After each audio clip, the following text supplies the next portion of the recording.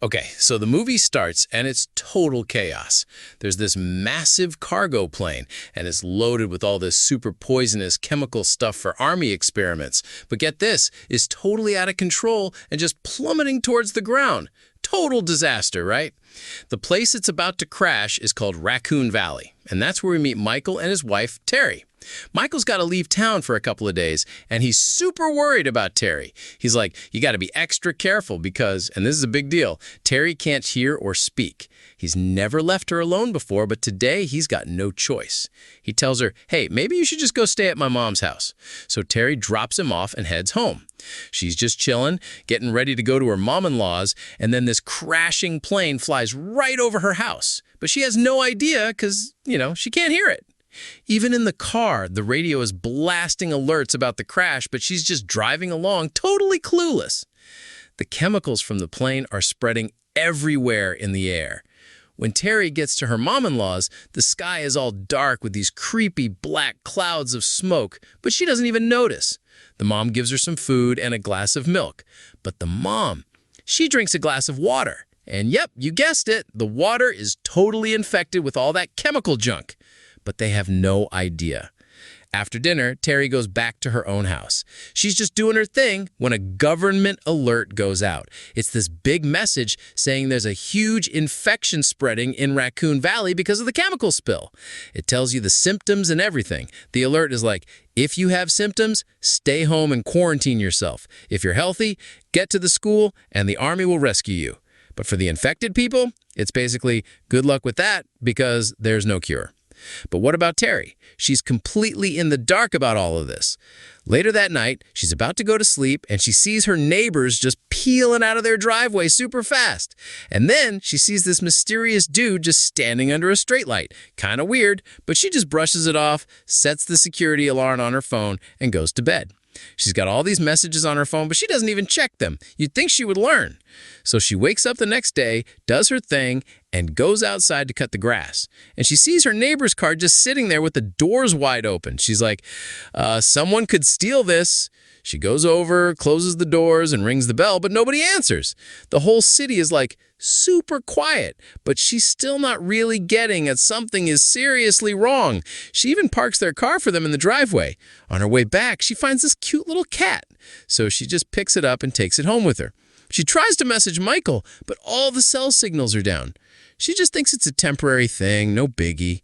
So then, get this. She makes these found cat posters and starts putting them up all over the city. There are no cars, no people, nothing. And she's just walking around taping up posters like it's a normal Tuesday.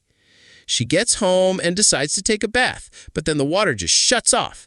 She's not too worried, brushes her teeth with a little bit of water this last, which, by the way, is totally infected, and lies down to go to sleep. She still has zero clue what's going on.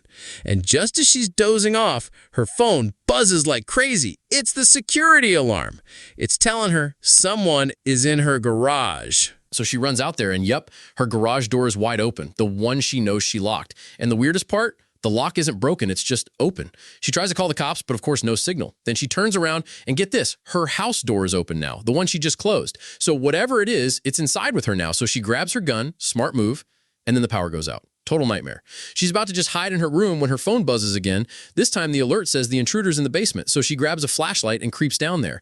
And dude, there's this guy, but he doesn't look right at all. His face is all messed up. He's one of the infected people, but she has no clue. He starts coming at her and she totally freaks out and just shoots him right in the head. Bam.